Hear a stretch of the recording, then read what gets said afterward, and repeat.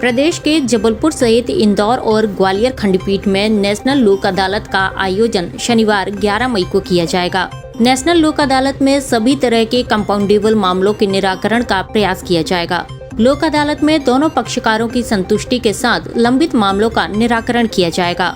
जिला विधिक सेवा प्राधिकरण जबलपुर के अंतर्गत 11 मई को आयोजित होने वाली नेशनल लोक अदालत के संबंध में एक पत्रकार वार्ता का आयोजन किया गया, जिसमें प्रधान जिला न्यायाधीश एवं जिला विधिक सेवा प्राधिकरण के अध्यक्ष आलोक अवस्थी के द्वारा पत्रकारों को संबोधित किया गया। जिला न्यायालय के लिए है, कुटुंब न्यायालय की 4 खंडपीठ अलग से हैं, एक खंडपीठ श्रम न्यायालय की है और सिहोरा में हमने 7 खंडपीठ गठित की हैं और पाटन में 4 खंडपीठ गठित किए हैं।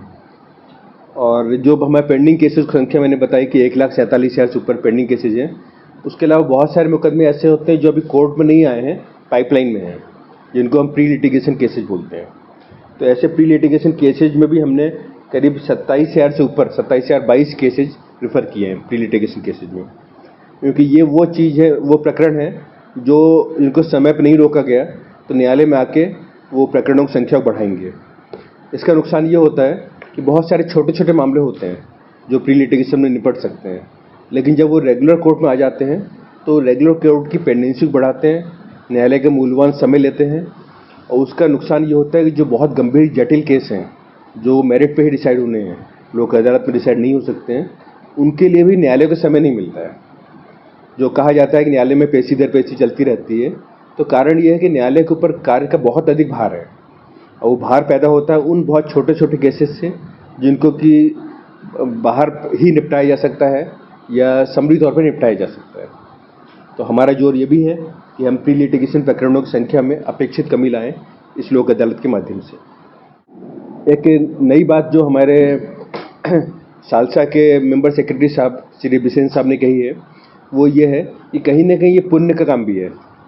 जब कोई मोटर एक्सीडेंट क्लेम केस में हम उसको लोक अदालत के माध्यम से समझौता करवा के जल्दी निराकरण करवाते हैं, तो जिसके परिवार के व्यक्ति मरा है, जिसके उत्तराधिकारी जो उसकी विधवा, उसके बच्चे सिर्फ उस राशि के इंतजार में बैठे हुए हैं ताकि उनके बच्चों को स्कूल की फीस जा सके, उनको खाने का खर्चा मिल सके, तो उनको यदि हम समय से पहले वो पैसे दिलवा देते हैं तो कहीं ना कहीं एक पुण्य भागी होते हैं।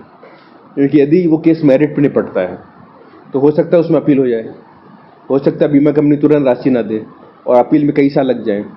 तब तक जो मूल्यवान समय है उस परिवार का जिसके यहाँ के किसी आदमी की मृत्यु हुई है, उसकी विधवा, उसके बच्चों को खाने के लिए पैसे नहीं है, तो उनके लिए वो 3 और 4 साल का इंतजार बहुत भारी पड़ता है।